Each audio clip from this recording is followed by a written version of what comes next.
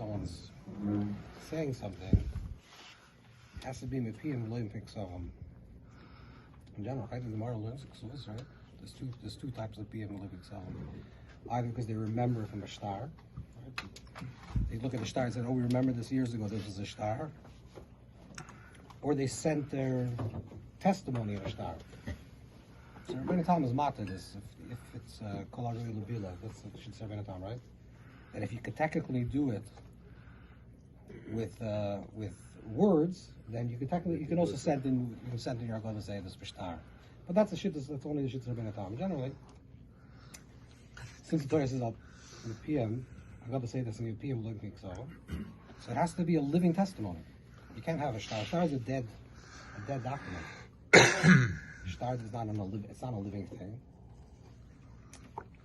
So that's what the Rambam holds, that a shtar is only midarbanan. Shtar says midarbanan because technically a shtar is midarbanan. Why? Because in deraisa it has to be a living speech. You have to say it. But where do we find in the Torah where there is a shtar that's midaraisa? Where do we find in deraisa the shtar even according to the Rambam? A get. Good. A get.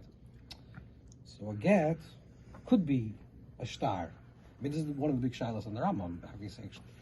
So what's the okay? There's pshat al pi lamdas. You can figure out what's exactly the pshat. What's the oimek over here?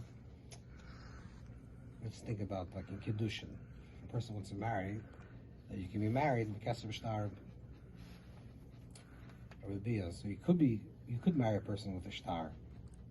But when you marry someone with a shtar, so what would you do? You would write Harei HaMekudeshli B'shtar Zu. But then, when you give the shtar, there's a shittas HaRishonim that you still have to say Harei HaMekudeshli. So even though you wrote the shtar in the shtar, which is Abirish B'shtar, really, that's what you're doing. You're saying you're writing a document in a shtar. You still have to speak it. Why?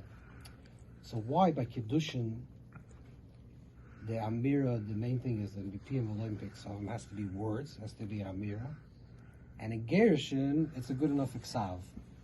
And the Oimek of Pshat is because that's what the difference between a marriage and a divorce is. A marriage is something that's alive. And to create something that's alive, you need B'piyim Olympics of them. To end something, a divorce, is something that died. The relationship died. So if it died, you can use Kesuva, a get. So then the shaila becomes, what's the Kesuva? Is the Kesuva, what's the oimek of the question of the Kesuva? Huh? Exactly. It's the beginning. In other words, what's the Kesuva? Is the Kesuva making up? Is the Kesuva ensuring that the woman that becomes divorced has some money to survive? Then it's part of the divorce. It's part of the divorce. So how much money is it? Whatever the money is.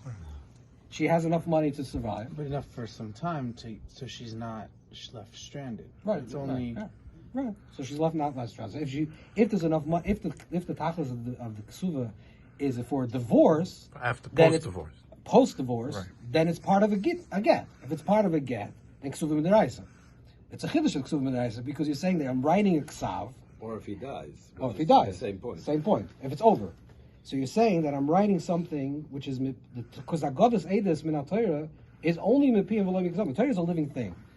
It's if a living thing, it has to be alive. You can't just write a shtar because it's V'lo Mikzam. There's an oimek why it says V'lo because if you're in a dialogue in a live relationship, you can't pull up something that's dead.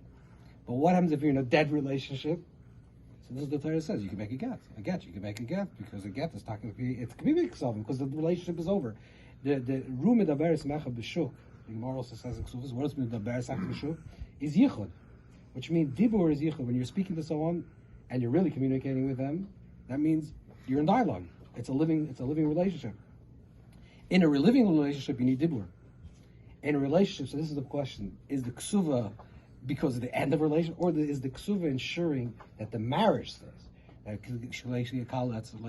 other words, why do we write a ksuva? So you should say married. If you say married, then it's ksuva rabbanon. Because then it can be Kesuvos. Kesuvos would be a shtar. So this is an interesting thing because when you think about this, the Lashon Medrash is that that the Torah is considered the Kesuva of the Klal Yisrael. And Moshe Rabbeinu rips the Kesuva off. So the Torah, on one hand, you say the Torah is almost BPM, is Kesuva, BPM. This is what the Abisha gave us Torah in words. The Torah should be Ksav, it's a written thing. But on the other hand, Anan Nafshi Kesuvis Yehovas. It was written, yeah, it's a Michtav Elokim. But the other hand, it was a Michtav Elokim that Kol HaKoira HaKadosh Baruch Hu Sheni Kenegdo. And when a person learns Torah, you're not just reading Mipiyam Elohim. You're not just reading Miksavam Elohim Piyam. When a person is Loim Torah Lishma, what you're actually doing is you're having a dialogue with HaKadosh Baruch Hu. Through the Ksav becomes alive. Oisius Barchas Ba'avir. The Oisius become a living Oisius. When you have living Oisius, this is why in